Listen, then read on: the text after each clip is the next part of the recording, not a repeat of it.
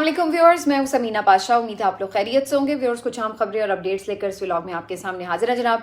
Important खबरें हैं जी, आज बात करेंगे। एक तो आपको बताएंगे कि ईरान वॉर की सिचुएशन क्या है, उसके हवाले से क्या अपडेट्स हैं। पाकिस्तान के हवाले से एक बहुत इंपॉर्टेंट स्टेटमेंट आया है ईरान का, उसके ऊपर भी बात होगी। और कुछ बात करेंगे इमरान खान साहब के केसेस के हवाले से, कुछ नई पिटिशंस भी दायर हुई हैं, तो उसके अंदर क्या पेशरफ्त है वो भी आपके साथ शेयर करेंगे। हुकूमत ने पेट्रोल की प्राइस को कुछ थोड़ा सा नीचे लाया है, लेकिन उसके बाद अगला वादा क्या कर लिया उसके ऊपर भी बात होगी। तो काफ़ी कुछ है इस व्लॉग में। आपसे रिक्वेस्ट है कि चैनल को सब्सक्राइब कर लें अगर अभी तक सब्सक्राइब नहीं किया।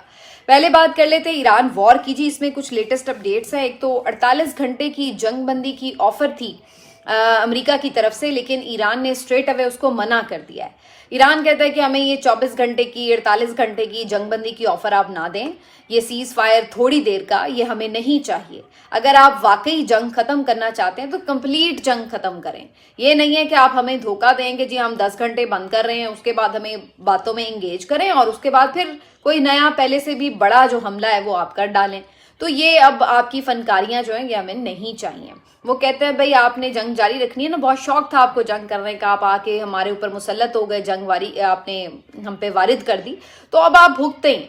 अब हमसे ये ना कहें कि 10 घंटे बंद कर लेते हैं, 1 घंटा बंद कर लेते हैं, 2 दिन बंद कर लेते हैं, 1 दिन बंद कर लेते हैं। तो उन्होंने कहा कोई चक्कर नहीं 48 घंटे का। तो स्ट्रेट अवे उन्होंने अमेरिका को अपनी तजवीज़ जो है अपने पास रखने का कह दिया है। लेकिन दूसरी तरफ अमेरिका के हमले भी कम नहीं हुए। एक बहुत बड़ा पुल ईरान का जो है वो उन्होंने बमबारी से तबाह कर दिया, लेकिन दूसरे ही लम्हे उनको भी ये खबर मिल गई कि उनका अपना जो तैयारा है, फाइटर तैयारा, वो ईरान ने मार गिराया और ये तैयारा जो है वो ईरान के अंदर मार गिराया गया है।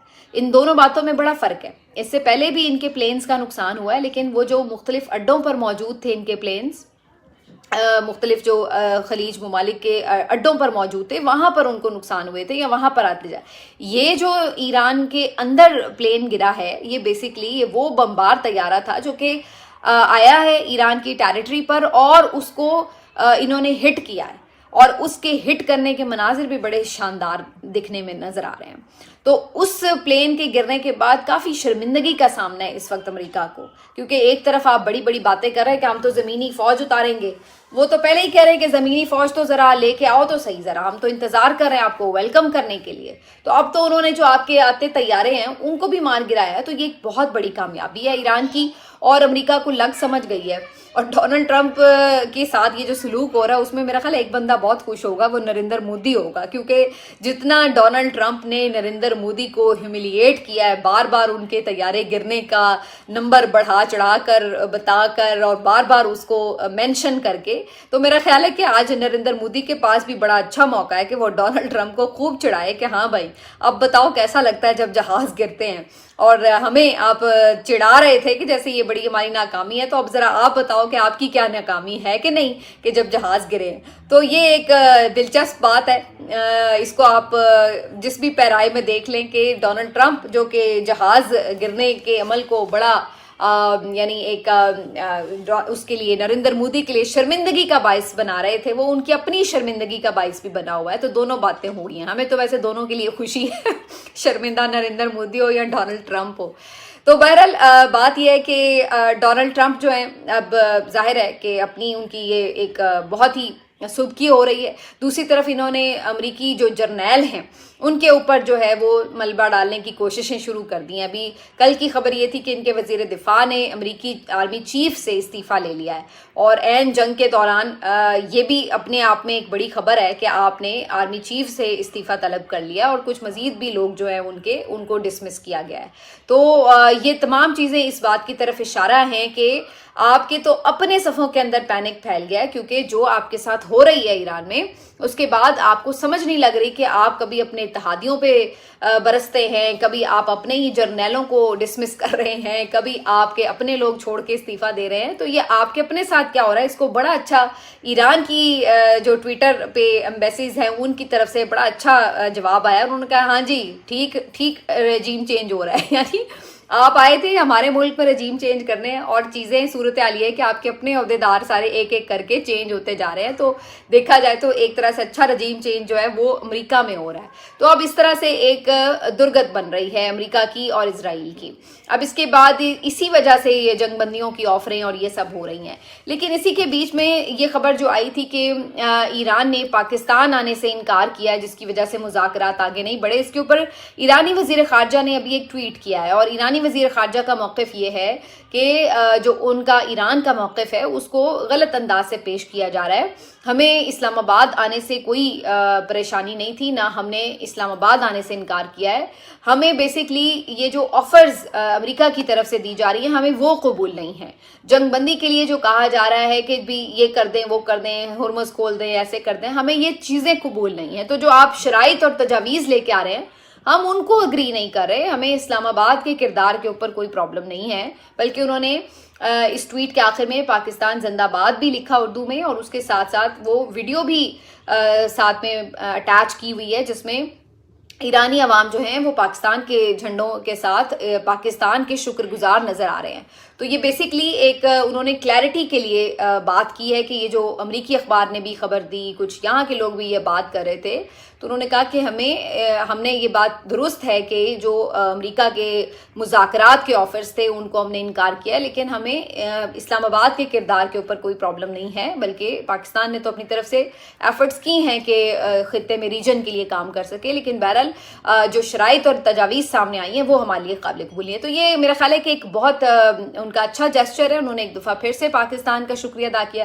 اب آپ کو یاد ہوگا جب میں نے کل ولاگ کیا تھا اس میں نے ایگزیکٹلی یہ بات کہی تھی کہ پاکستان نے اپنی طرف سے کوشش ضرور کی ہے. وہ کوشش کامیاب بھی ہو سکتی ہے، نہیں بھی کامیاب ہو سکتی، لیکن آپ ان دی اینڈ تو اس طرح کے ماحول میں کوئی اچھی چیز اگر کر سکتے ہیں تو وہ یہی کر سکتے ہیں کہ آپ کم از کم صلح کرانے کی کوشش کریں. تو پاکستان نے یہی کیا ہے اور پاکستان کا یہی بنتا تھا. تو میں نے بھی کل آپ کو یہی بات کہی تھی اور آج ایرانی وزیر خارجہ جو ہے ان کی طرف سے بھی اس کی اکنالجمنٹ ہوئی ہے. جہاں پہ غلطی ہو رہی ہے وہ یہ ہے جو میں نے کل بھی بات کی تھی کہ جو ڈاؤٹس ہیں وہ جس انداز سے چیزوں کو بڑھا چڑھا کر پیش کرتے ہیں اور پھر اس کو جس انداز سے اس حکومت کے لیے ایک ایکسٹرا آرڈنری کوئی کامیابی بنانے کی کوشش کرتے ہیں، اس سے پھر جو ہے وہ معاملات خراب ہوتے ہیں. کیونکہ خارجہ پالیسی جو ہے وہ ایک بڑی ڈیلیکیٹ چیز ہے، اس کو بڑا سنبھل کے اور احتیاط کے ساتھ لے کے آپ چل رہے ہوتے ہیں. اب یو اے ای کے معاملے پہ بھی میں دیکھ رہی تھی کہ انہوں نے قرض دیا، قرض آپ سے مانگ لیا، آپ نے قرض واپس کرنے کا کہہ بھی دیا، لیکن اس کے بعد ایک عجیب طوفان بدتمیزی شروع ہو چکا ہے اور جی ہم ان کے منہ پہ مار دیں گے پیسے، اور انہوں نے اپنی اوقات دکھا دی ہے اور یو اے ای تو شروع سے ہی ہمیں ناپسند تھا اور یہ اور وہ، اور عجیب و غریب قسم کا ایک ایٹماسفیئر جو ہے وہ نظر آ رہا ہے ٹویٹر کے اوپر. تو اس طرح سے نہیں ہوتا کہ ملکوں کے ساتھ تعلقات آپ ایک کسی سٹیپ کے اوپر جو ہے وہ ایک دم ہی آگ بگولا ہو کر یوں ہو جائیں. یہ وہی ملک ہیں جو آپ کے دوست ممالک رہے ہیں جنہوں نے اتنے عرصے تک آپ کو یہ پیسے دیے بھی رہے ہیں. ایک دم احسان نہیں بھول جایا کرتے، ایک دم ماتھے پہ آنکھیں نہیں رکھ لیا جاتے. اور ویسے بھی ابھی بھی ان کے ساتھ آپ کے جو سٹیکس ہیں وہ ٹوٹل ختم نہیں ہو جاتے. اگر آپ قرض واپس کر دیں گے تو یہ نہیں کہ آپ ان کے بوجھ سے آزاد ہو گئے. آپ کے بڑی تعداد میں جو لوگ ہیں وہاں پر ان کے ممالک میں کام کر رہے ہیں اور ان کے ترسیلات زر سے آپ کا اس وقت پہیہ چل رہا ہے معیشت کا. تو اس لیے یہ جذباتی باتیں نہیں ہونی چاہیے. اس کو ایک بالکل جس کو کہتے ہیں کہ رسپانسبل وے میں ہی ٹریٹ کیا جاتا ہے. گورنمنٹ کی طرف سے تو خیر ایسی رسپانسبل بات کوئی سامنے نہیں آئی، لیکن سوشل میڈیا پر جو ہے وہ لوگ اپنے اپنے خیالات کا اظہار ضرور کر رہے ہیں. گورنمنٹ نے کوئی اندرونی طور پہ کوئی بریفنگ دی ہے. یہ خبر کچھ اسلام آباد کے صحافی رپورٹ کر رہے ہیں کہ جی اسحاق ڈار صاحب نے بتایا ہے کہ حالات جو ہیں وہ کافی ٹف ہونے جا رہے ہیں، کمپلیکس ہو رہے ہیں، پریشان دکھائی دیے اسحاق ڈار.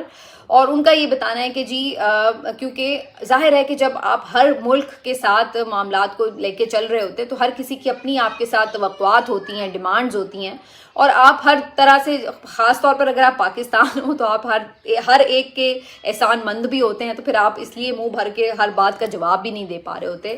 یو اے ای سے آپ پیسے لے کے بیٹھے ہیں بندے وہاں پہ کام کریں، سعودی عرب سے آپ پیسے لے کے بیٹھے ہیں، چائنا سے آپ پیسے لے کے بیٹھے ہیں، ہر طرف سے آپ کو امریکہ سے آپ کے مفادات ہیں. تو آپ کوشش یہی کرتے ہیں کہ سب کو راضی کریں، لیکن اس چکر میں کہیں نہ کہیں جو ہے کسی نہ کسی کے مفادات اس طرح سے نہیں پورے ہو رہے ہوتے جس طرح سے وہ چاہ رہا ہوتا ہے. تو یہ ساری گیم جو ہے وہ آ کے ختم ہوتی ہے پیسے کے اوپر. اگر آپ پیسے کے لحاظ سے تگڑے ہیں تو پھر آپ خود مختار بھی ہیں, آپ پھر اپنے فیصلے بھی کر سکتے ہیں. کہیں پہ آپ کو لگے بھی کہ کہیں پہ آپ کو کسی کو کولڈ شولڈر دینا ہے تو آپ دے بھی سکتے ہیں. لیکن جہاں پر لوگوں نے آپ کو پیسے دے دے کے آپ کی معیشت کو چلایا ہوا ہو تو وہاں پر پھر آپ ان کو منہ بھر کے انکار بھی نہیں کر پا رہے ہوتے, تو آپ ایک بڑی ڈیفیکلٹ سچویشن میں ہو جاتے ہیں. اور یہی کچھ صورتحال جو ہے وہ اسحاق ڈار صاحب نے بیان بھی کی ہے.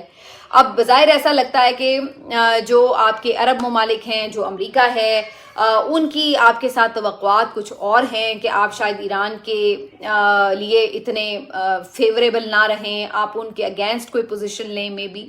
لیکن دوسری طرف جو آپ کے ایران کے ساتھ تعلقات ہیں اس میں آپ کی کوشش ہے کہ جی ہم ایران کو کسی طرح سے فیسیلیٹیٹ بھی کریں, اور بلکہ ایران کو کیا فیسیلیٹیٹ کریں, اوور آل خطے میں جو ہے ایک امن آ جائے تو آپ اس کے لیے بھی کوشش کریں.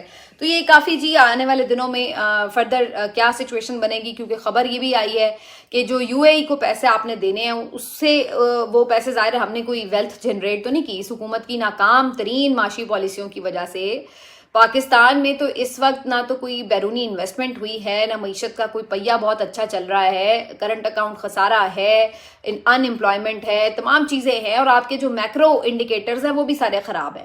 تو ایسے میں آپ کے ملک میں کوئی اتنا خزانہ تو پڑا نہیں کہ آپ اٹھا کے $3.5 ارب یو اے ای کو دے بھی دیں گے تو آپ کو فرق نہیں پڑے گا. تو الٹیمیٹلی آپ نے کیا کرنا ہے, وہ جو غریب جس طرح کرتا ہے نا کہ پھر اس نے قرضہ مانگ لیا تو ایک اور جگہ سے قرضہ پکڑو اور اس کا دے دو, اور پھر جب وہ مانگے گا تو کسی اور جگہ سے پکڑو اور اس کو دے دو, تو وہ اس طرح اپنی رولنگ چلا رہا ہوتا ہے. تو ہمارا بھی اس وقت پاکستان کا یہی حال ہوا پڑا ہے. خبر یہ آ رہی ہے کہ شاید سعودیہ ہمیں مزید پیسے دے دے گا, جس کی وجہ سے ہم جو یو اے ای کے پیسے دینے کے بعد ہمارا جھٹکا ہوگا زر مبادلہ کے ذخائر کو, اس کو تھوڑا سا وہ سپورٹ فراہم کر دے گا سعودی عرب. تو دیکھتے ہیں وہ اس طرح ہوتا ہے یا نہیں ہوتا. لیکن بہرحال ابھی اس وقت کی جو سچویشن ہے اس میں کافی زیادہ ان تمام چیزوں کے حوالے سے ڈسکشن ہو رہی ہے.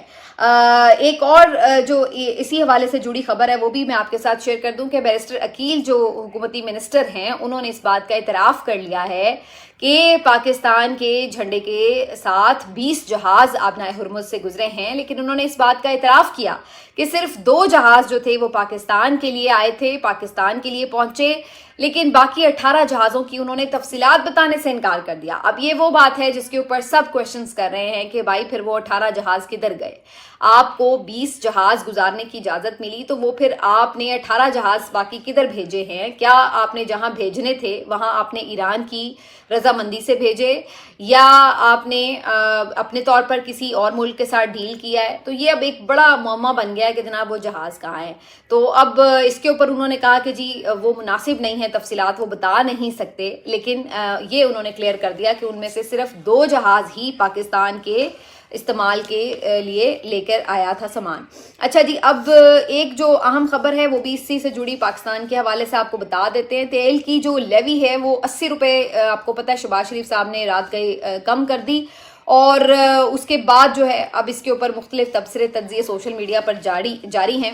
کوئی کہہ رہا ہے کہ جی آپ نے 100 جوتے اور 100 پیاز کھاتے کسی کو دیکھا ہے کہ, یعنی اگر آپ نے اتنا پہلے نہ بڑھایا ہوتا, اتنا طوفان اتنی لان تان آپ کے اوپر ہوئی اور اس کے بعد پھر آپ نے دوبارہ کام بھی وہ کیا کہ اس سے پھر پہلے سے کم بھی کیے پیسے, تو آپ کو کیا فائدہ ہوا؟ کون آپ کو اس طرح کے مشورے دیتا ہے؟ اس وقت تو آپ یہ بتا رہے تھے کہ جناب اگر اتنے نہیں بڑھائے تو ہم مر جائیں گے.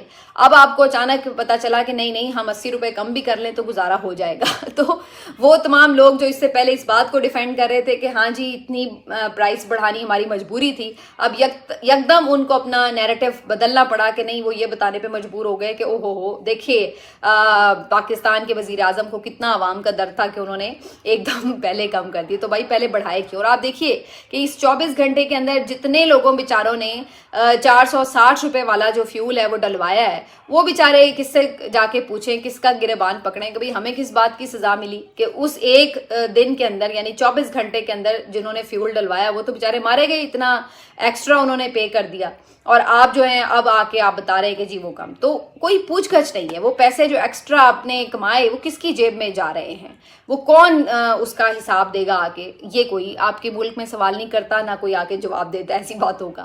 تو یہ ہے آپ کے ملک میں ہونے والے فیصلوں کی حقیقت کہ کوئی ایک پراپر ورکنگ کے ساتھ فیصلے نہیں کیے جاتے. بس ادھر سے دباؤ آیا تو یوں کر دیا, پھر دوسری طرف سے دباؤ آیا تو اس کو یوں کر دیا.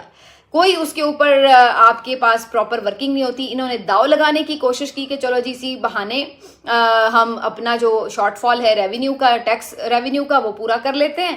لیکن بعد میں جب ہر طرف سے لان تان ہوئی تو پھر کہا کہ چلو جی ٹھیک ہے ہمیں کم کر لیتے ہیں. تو یہ اس طرح گورنمنٹس تو یہ چلا رہے ہیں، تو آپ اندازہ لگائیں پھر باقی آگے کیا صورتحال بنے گی.